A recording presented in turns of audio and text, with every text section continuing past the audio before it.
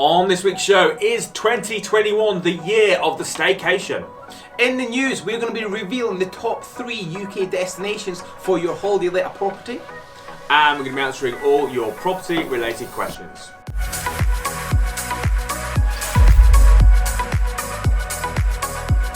Welcome to the Property Investors Podcast. Thanks so much for tuning in. Make sure you subscribe so you never miss an upload. You can catch us on Apple Podcasts, Spotify and YouTube. Enjoy this week's show and don't forget to share it with all your friends.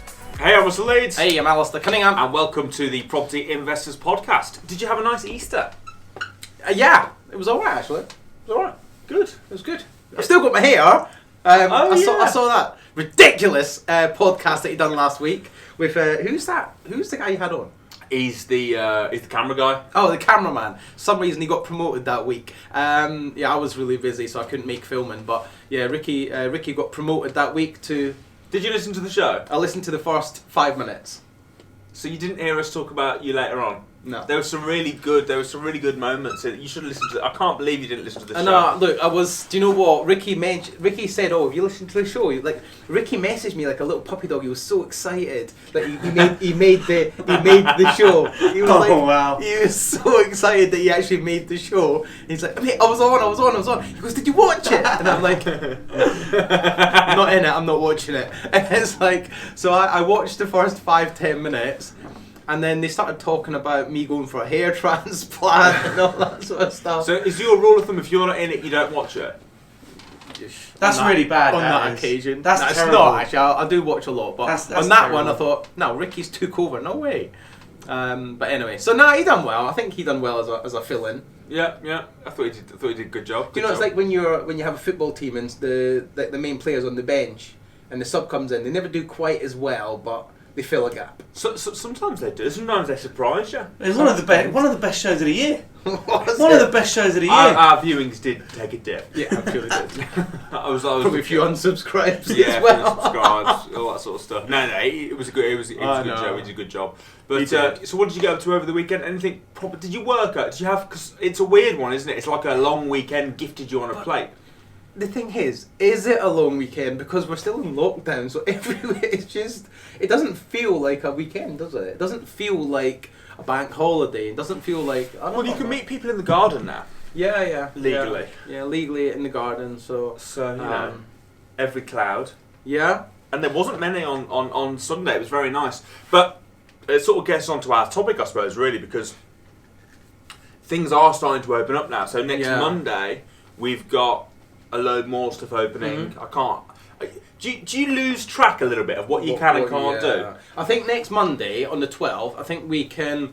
Non-essential shops are allowed to open. Yes, so clothes shops. Clothes shops. Thank goodness. Hairdress. Yeah, Ricky, good job, mate. Clothes shops are opening for you.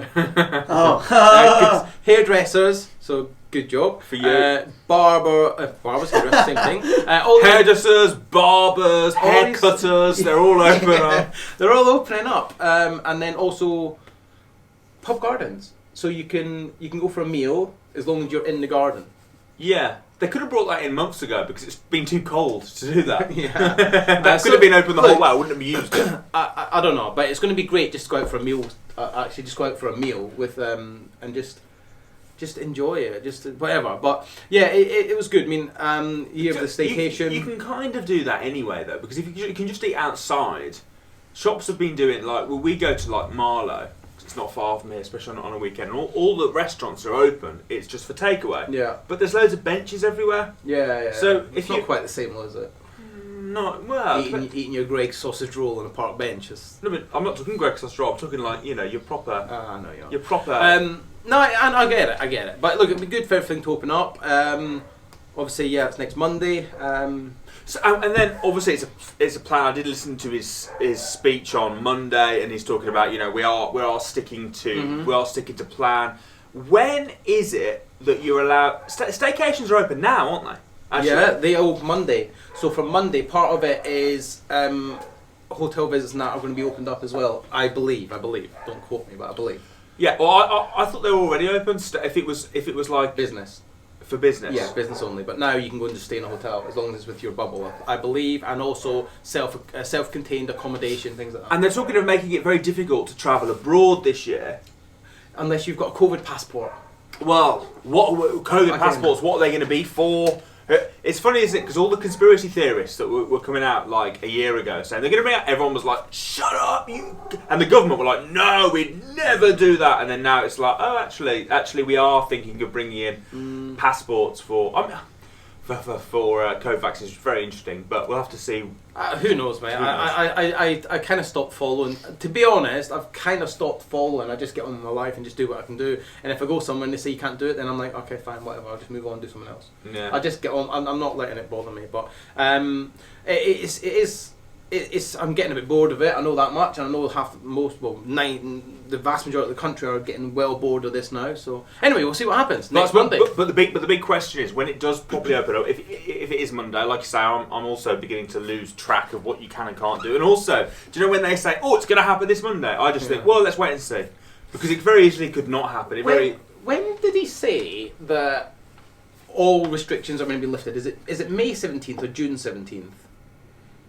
What do you mean by all restrictions? Well, I read the other day that there was a day, and it's not too far away, and I'm sure it's either May or June 17th, where all restrictions are lifted, social distancing's lifted, the wearing of masks in public will be advised but not enforced.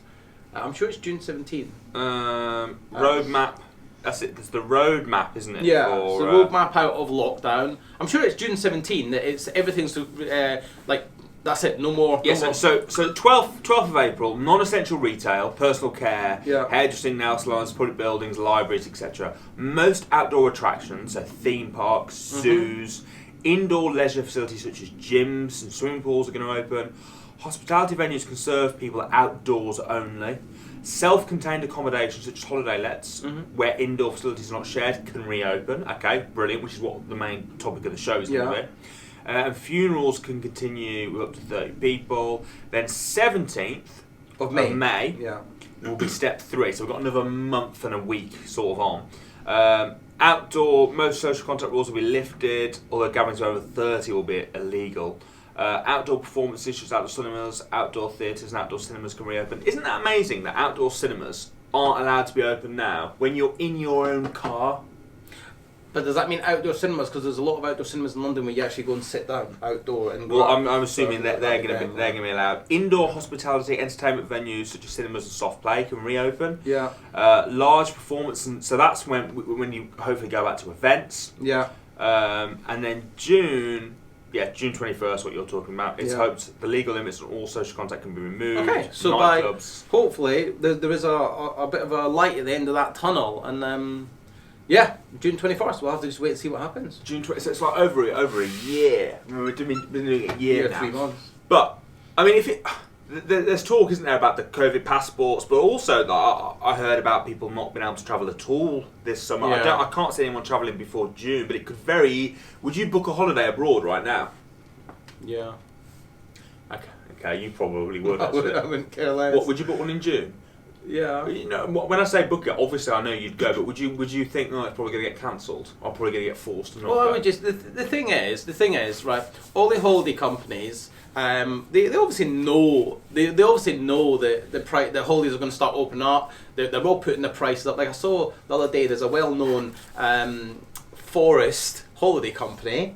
Who have cabins in forests, and like the price of what in the sort of in the centre, in the like centre, on a park, in the centre of a park, they're a well-known holiday company, normally based in parks somewhere in the centre, in the centre of England, England, and they had, it was in the national newspaper that they were over the bank holiday in May, I think it was, their prices were like thousands, like something like there was one cabin, it was like £5,500 for the week. We're both talking about park resorts, right? I think so, yeah. I think so. Anyway, it don't matter, but my point being is they all know prices are going to go up, so they're all putting the price up. Supply and demand, innit? If there's a lot of demand for their product, why wouldn't they put the price up? And I remember watching an interview with the guy that owns said holiday resort. He was on TV, this was like 5-6 years ago, and people were talking about, he was getting a lot of criticism because they were known for putting the prices up in school holidays. And he said, look, if you can't afford to come, don't come. He goes, it's my venue, they're my properties. If you want to come, that's the price. If not, there's plenty of people that will pay that, so don't come then and go to Butlins, it's not for you. And that's exactly what he said. And I remember thinking, oh, that's pretty pretty cool. Yeah, I agree with that. He's bang on. It's the best properties. If you can't afford to do it, then go to Butlins or go somewhere else. I do like Centre Parks. Oh yeah, fine. Yeah, Centre Parks. Yeah. So changing the subject completely. Yeah, got them. I do like Centre Parks. I think it's a good holiday. And I'd pay the money, to be quite honest. I like Just it. for the swimming pool. Yeah. Just for the outdoor rapids through the forest. Yeah, No. it is fun. Yeah. It is fun. So do you think then, because there's massive predictions, aren't there?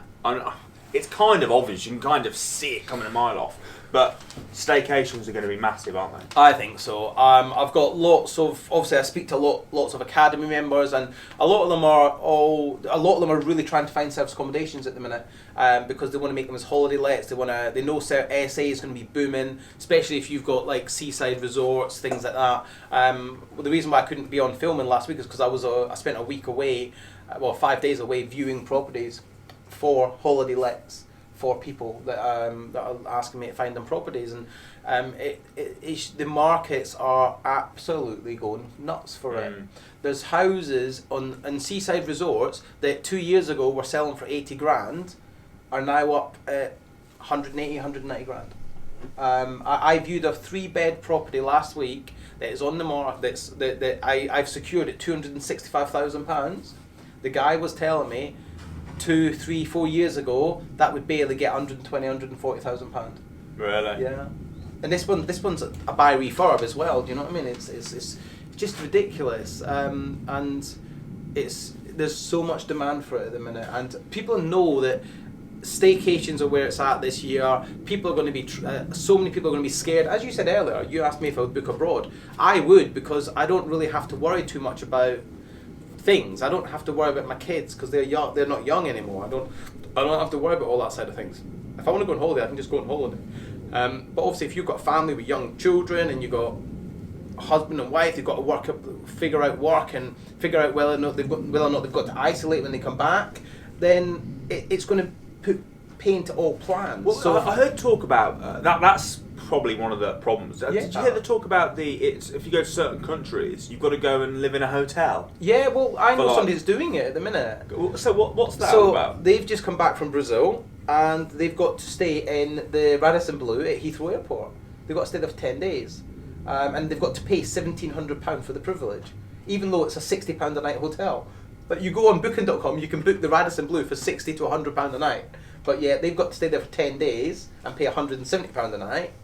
And you're not out of your room, are you? No, you go in your room, you've got to change your own beds. They bring your food to the leave it outside. You've got to change your own bedding, you've got to clean your own bathrooms and all that sort of stuff. So you don't get the hotel accommodation. You're literally put in the room, the door's locked for 10 days, and you're not allowed to come out. What entertainment? Oh, just your TV and just your TV, your laptops, whatever. You're not allowed out. You're not even allowed out for an hour's walk, mate. Is there a balcony? Oh well, you'd want a balcony. You want a balcony? But, do you know those hotels that windows don't open? Yeah. Can you imagine? It'd be like, no! Oh, no. Imagine being in one of these grim hotels. At least Radisson Blu Heathrow is quite a nice hotel. We've done events there, haven't we? We have, yeah. I do quite like that hotel. But do you know what I like about it? I like the lobby. Yeah. You can get to see any of that. You're just locked in your room. You get brought to the airport. You get brought from the airport in a bus, right? You get then escorted from the bus to your room, and that's it. In a bus with who? Just you? Other people off the plane.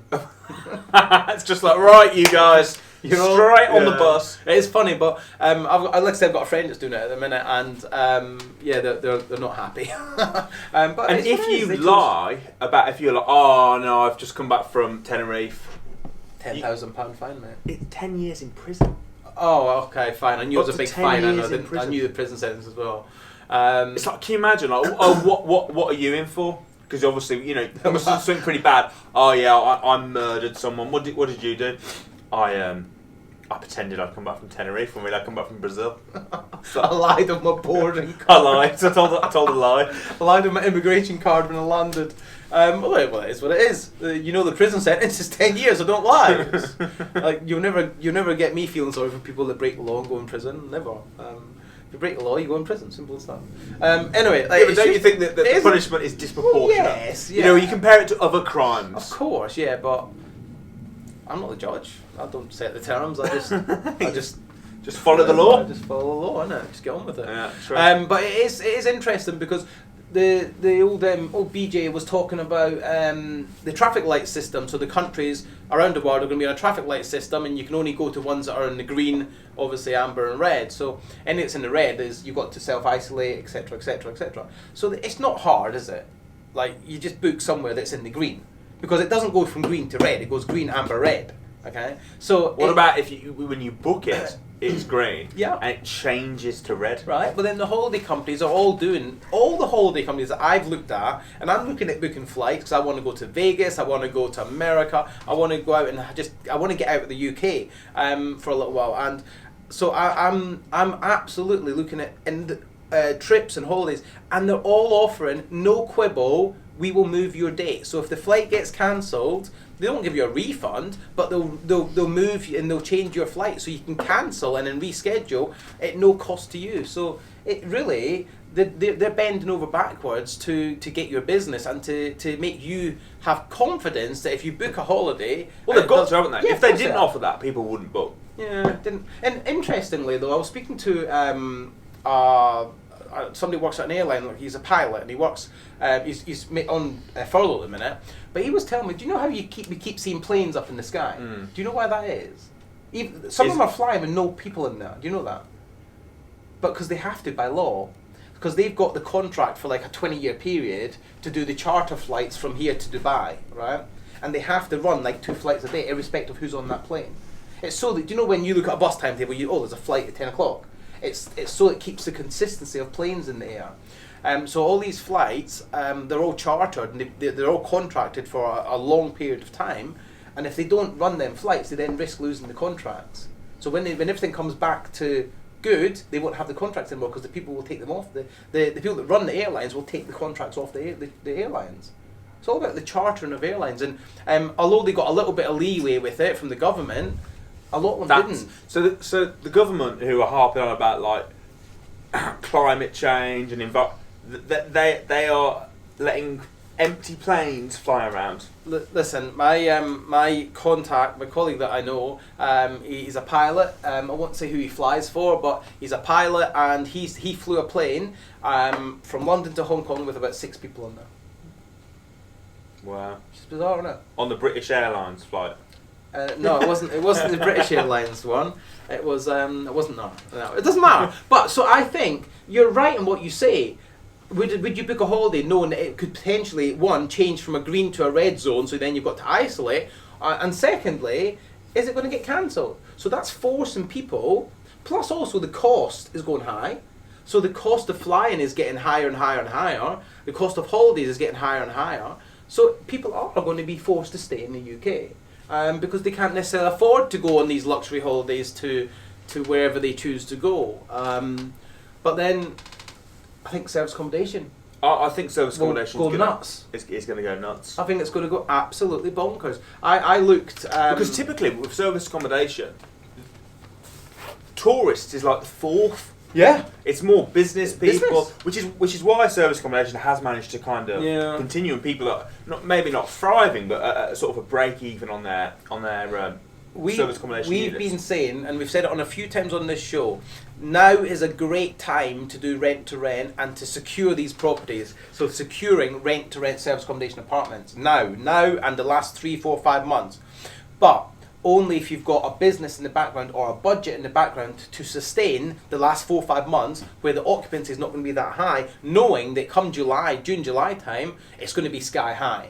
So if you could secure it when it's quiet, you'll get the best possible deal with the landlord. You might get like no deposit, you might get low deposit, or you might get rent-free periods. But then suddenly, come June, July time, your bookings will start coming in. You'll start getting 90% occupancies and 100% occupancies. And I think one of the strong at the moment, which COVID has brought, one of the strong arguments to a landlord is that everything is stacked so heavily in the tenant's favour at the moment. So if you're renting somewhere, they kind of can't kick you out really. Yeah. It probably. How long do you think if you had a tenant now who stopped paying you?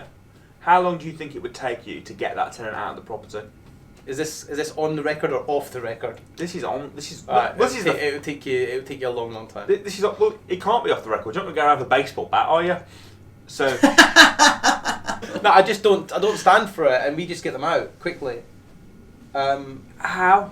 So the last tenant, I just paid him. I said, look, there's 200 quid, leave. And he left. Yeah, you can do that. I got rid of him because it's cheaper for me to do that than to... I'm not going to go around my baseball bag because I'm not a thug. Do you think I am? Bloody... I'm not going to mess around. He's going to shave his head Right. next. Jason Statham. Oh, Jason. No, I'm not going to dick around. Did you just say, ooh, Jason Statham? I don't mind Jason Statham. The girls love him, mate. Right. Sounds like you love him a bit too much. Who? Jason Statham. They mean I don't know, man. Shannon Tatum. No, we mean Jason Statham. Jason Statham, like the actor. guy from what's that film he's in? Transporter. Transporter. Oh, I'm thinking of someone else. Yeah, I know you are. You know the guy, the poster you've got on your wall. Not him. Anyway, that's actually Channing Tatum, isn't it? Yeah, probably. Oh, Channing. I don't know who Channing Tatum is. He's the guy from He was in Everstreet. Or he was whatever. in Coach Car. He was in no, not Ride What's Along. that? What, 22 Jump Street. 22 Jump Street, that's it. Anyway, okay, so look, tenants, yeah, you're right. To do it legally through the courts and that, it's a losing battle. You're going to be It's there gonna for take you a year, months. isn't it? Yeah, months. Well, you've got to give 6 months' notice. Yeah. Straight off. Yeah. So you give your 6 month notice, then they don't move out. Then you got to apply for a court. Yeah. It's going to take you a year, Yeah. I think. If someone just says, to you, look, I ain't paying, you can offer me 200 quid, you can offer me $2,000, but I know I'm going to stay here for a year. The problem is tenants can be dickheads and they can take the piss. Yeah. Absolutely. But that's my point. So if you're speaking to a landlord who's got their property up on Gumtree or whatever, Yeah. and you say, look, you know right now, if you rent it to someone and they don't pay, there's nothing you can do for like, it's going to take, first of all, you've got to give them 6 months notice, Yeah. then you've got to go through court. If you give it to me, it'll be on a corporate let, you can kick me out. You know, there's no tenants' rights on a Yeah. corporate let agreement. Yeah, that's the problem. Tenants can be a pain in the ass, like seriously, they really can. And when you are selling the idea of you doing a corporate let to a landlord, all you got to do is show him that you're not a tenant, you're a company, so it's business to business, not business to consumer. So there's so many reasons why a landlord should allow this. Yeah. Honestly, they should. And right now, you're going to clean up. If you can do, I mean, listen, you could buy places. You don't have to do rent to rent. Buy, You could buy somewhere, but Well, I was out last week in various seaside resorts, and I was looking to buy, not for rent to rent, because there are people that want to buy refurb, refinance, and then service accommodation, hotel, holiday lets. my mom has just finished one with my stepdad in the Peak District. They live in the Peak District, and they bought this old barn. You know, it's probably the footprint is probably similar. It's not big at all, maybe a touch bigger, pretty much Okay. like this. It's 2-story, and it was an old barn, and they bought it for, I can't remember the exact figures, but it's a BRR, put all your money out and some, and now they've got it as a holiday cottage. Holiday cottage. In, rent out. Yeah, It's great stuff. Zero money down. Yeah. You know, and they'll like they've got it ready just in time. Yeah. It was finished last week. That's really good. The thing is, the nightly rates are going to go up as well. I was looking. I was going to go away this weekend on the Friday, Saturday evening, and I wanted to go down to like somewhere like South Wales, somewhere like that, staying on Airbnb or whatever.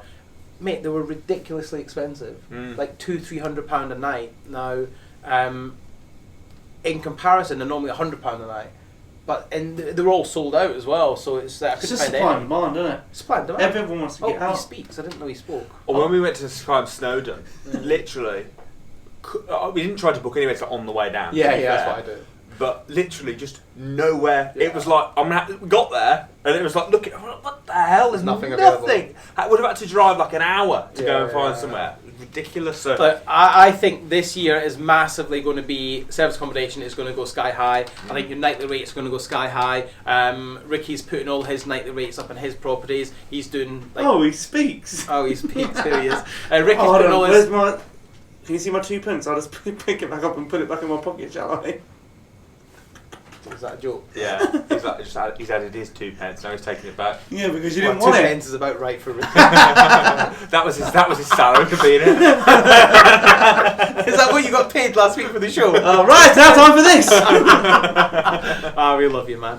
Alright, okay, so essays, rent to rent, essays, holiday lets. I think this year is going to be your year, guys. Make hay when the sun shines, as the farmers say. So crack on, get your essays done, get them up and ready, and get them nightly rates cranked high and start making some money. Do you agree? I certainly agree with the way you said making some money. Cool, go on then. Right, it's now time for this.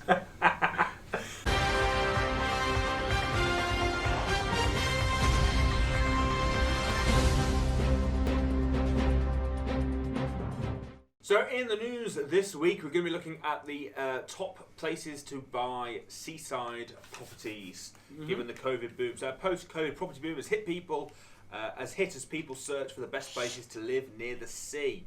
3 Devon towns are in the list of the best UK towns for seaside properties, as estate agents report a post-COVID property boom. It comes as many houses in the country are selling in less than 24 hours, with some buyers putting in offers without actually viewing the homes in person. Yeah. Obviously, you've been doing the rounds. The new list of best seaside properties gave points based on factors including average property price, average Airbnb price, weather quality of air, number of blue flag beaches, yearly number of visitors, annual number of rainy days, hours of sunshine, days of air frost, minimum and maximum temperatures, as well as a monthly mean wind speed. Get to the point. Where are they? So here. Well, I'm telling you, otherwise it could just be your opinion on which are the best. I'm explaining why. We don't need a story. Just get to the point. Do you want your top 3? This will be. Well, do you know how it gives you a point? This will be the sort of question he'd ask on the quiz. How many points did Torquay get in 3rd? Go on. How many points? I don't know. 682. Rick? I don't even know what the question is. Well, I know. Football. Welcome to our world. How many points? What is this? Football? No. I just told you the categories. I don't know. This is what he does, isn't it? I don't know. It just says on here there's a certain amount of points. 50. Alistair was close to 524. Oh, there you are. See, yay! So Torquay's in 3rd. Margate is next. Margate's top, and Weymouth was 2nd. So Torquay, Margate, and Weymouth. I feel Margate would be up there. Yeah, I was looking at Margate last week. I didn't go, but I was looking at properties around Margate. Also, there's a up There's so many good ones. Morecambe. Blackpool's on the list. Yeah, I was there last week as well. It was raining. We never go Blackpool, it rains. Where weren't you last week? Well, no, I didn't go. I wasn't in Margate last week. I was in the north, so I went to Blackpool, Morecambe, in North Wales. I went to a place called Harlech, and a few other places. Notable shouts: Porthcawl. I don't even know where that is. It's in Wales.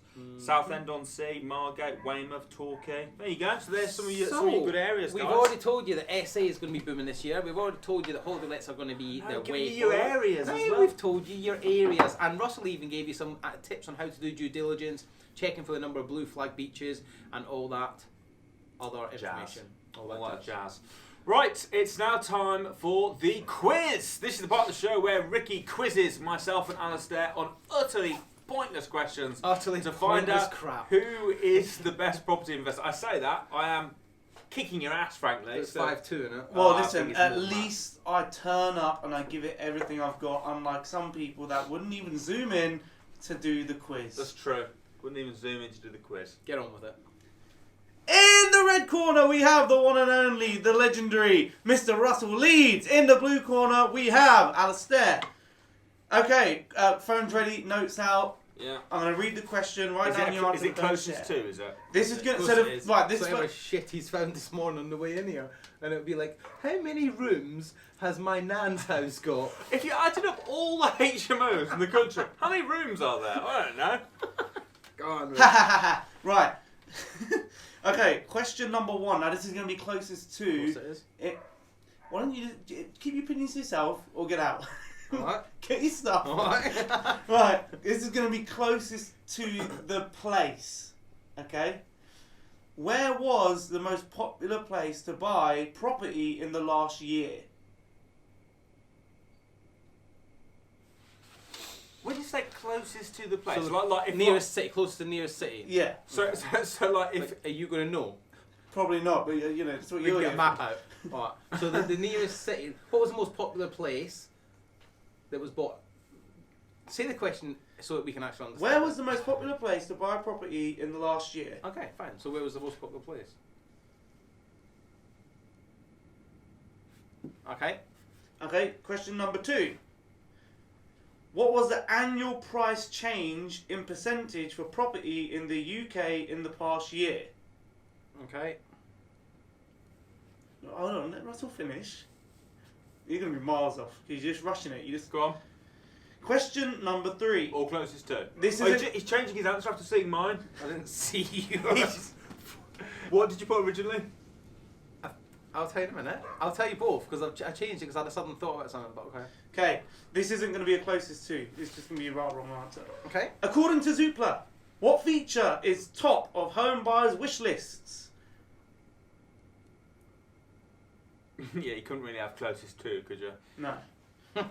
According to Zoopla, what feature is top of home buyers' wish lists? In the last year or for all time? In the last year. Okay. Alright, I'm ready. I'm ready to. Okay, for final question. Oh, there's more. Okay, go on then. Final question. What's the maximum percentage of stamp duty that you can pay?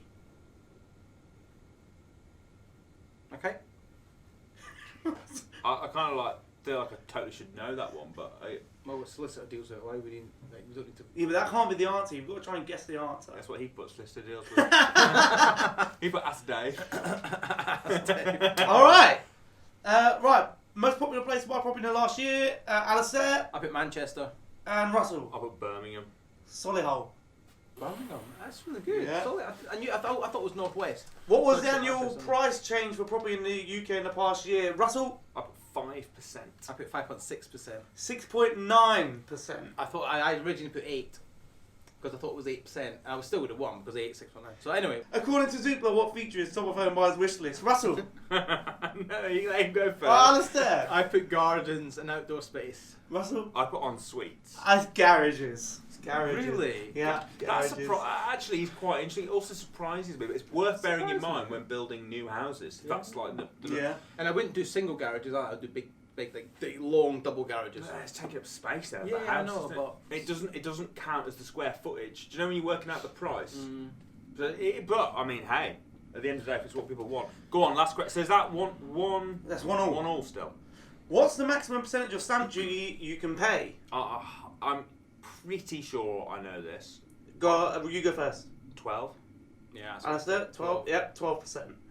12% is the maximum stamp. So it was a percentage nice of draw. It was a draw. Well played. I mean, are we allowed to shake No, we're not hands? allowed We to, can not allowed virtual to. shake hands. Okay. It's a draw. A So virtual handshake. Yeah, if you're used to it. Okay, so it's a draw. It's a draw. So it's still 5-2. Is that the first time we've ever? It's not 5-2. We haven't been doing this for 7 shows. You've only got 2. I've got about 8. So that's 9 shows. No, that's 10 shows. Did you just think 8 plus 2 was 9? You know it's like the numbers. What's 25% of 100? Put your 1 pence back. Right. Okay. Great. Good job, Rick. This quiz still sucks. I think it's a pointless. It doesn't actually show any credibility to the quality of us. Our property knowledge. No. It doesn't display it in the greatest No. light, does it? Maybe if the quizmaster took a bit more time to get good questions. No, do you know what? I thought that was quite a good question this week. Yeah. I thought the Zoopla one was a particularly good question. That surprised me. That did surprise me. Well done, Rick. Especially Great since these aren't the questions we thought we were going to have. Those are the questions that Alistair planned when you were in the car on the way here. Alright, so it's now time for your questions and our answers. So people, if you want to send us questions, probably best to do it for our social medias. Mm-hmm. We then pass them over to the quiz master himself, Mr. Ricky Mandel. So go ahead, Rick, what questions have we got this week? Okay, first question is from Josh. And Josh asks, how can I avoid void periods in service accommodation during the winter? I actually think that's a question you should answer. Yeah, so I mean, in my opinion, if you have, most service accommodations are business professionals, so if you get it in the right area and you've done the due diligence, you probably wouldn't have void periods throughout the winter. Maybe a bit quieter throughout Christmas and December, but if you get it in a good area and you have the target professionals, then you shouldn't really have void periods in the winter, in my opinion. Okay, but what if they do? What can they do? If they do, you can contact businesses, contact companies, and offer to put their directors and staff in the property for them for discounted rates. That's what I did. I walked into companies and businesses and said, look, I've got this service accommodation. I'll give you for a discounted rate if you want to put your staff in. Okay, good stuff. Okay, what's the next question? Next question is from Joseph. And Joseph asks, again on service accommodation, How do I systemize service accommodation, or should I do it all myself? Should we just go and stand behind the camera and let Ricky do this? Yeah, you go, Rick. Go, Just crack on, mate. Go for it, buddy. I don't know if you did. No, you go, man. Oh, right. Well, look, there's 3 ways to systemize service accommodation. The first way. You're not doing this week. We'll just text. The first way to systemize service accommodation is to use check-in and check-out services such as KeyNest and a check-in and check-out box. Second way is to have a good cleaning team in place. And the third way is to have a good channel manager. There are 3 ways that you can systemize service accommodation. Okay, good. Next question. Are you with us? Oh, we're just Yeah, we're updating our Ricky. I just saw him. He was updating his Tinder Cool, profile. man. Well, you might listen, because you might He learn. was updating his grinder profile. If you listen, you might... Go on then. Come on. Well, get, you might get learn on a thing or it, two. get on with it. Sorry, I thought he was answering the questions. Go on. Next question is from Lucy, and Lucy asks, is 4% the average fee I would pay for interest on a mortgage? About three and a half. Yeah, it varies. Anywhere from sort of 2 up to 5%, depending on your credit rating, depending on if you're doing it in a company or a sole trader. It just depends on you very much so. But I would say average 2 to 3.5% would be a very reasonably rate, a very reasonable Two rate would to be get. very good. Yeah. However, don't be fooled into thinking. There's catch-22s, okay? Because you might get a really low rate, like 2.5%, but there might be massive setup fees. So then they sort of balance each other out, or they cancel each other out. But it might be, again, they say, look, we can give you 3.2%, but there's no setup fees, which might be better for you financially, and it won't actually cost you that much more on a monthly basis. So you've got to just look at every aspect of the deal and not just look at the interest rate. Final question is from Raphael, and Raphael asks, is it essential that I have a website for deal sourcing? Yes. In my opinion. I think it's essential you have a website for pretty much any business. Yeah. So On that yeah, note. Good stuff. on that gem of knowledge there from Alistair Cunningham, on that beautiful way that he answered that question, yes. We will now end the show. So it's been a bit of a strange show this week. Right. I don't know. There's just something about it. The way that It was a lot better last week. it was a lot better last week. We've kind of, it's been a bit. Tell you what, guys. You guys listening, if you prefer Ricky, leave me comments, and I will happily step aside and let Ricky take over, and I'll be camera boy. Okay? If you prefer me, leave me comments. Guys, much love. See you next week. Remember, tune in Wednesday, 7 p.m.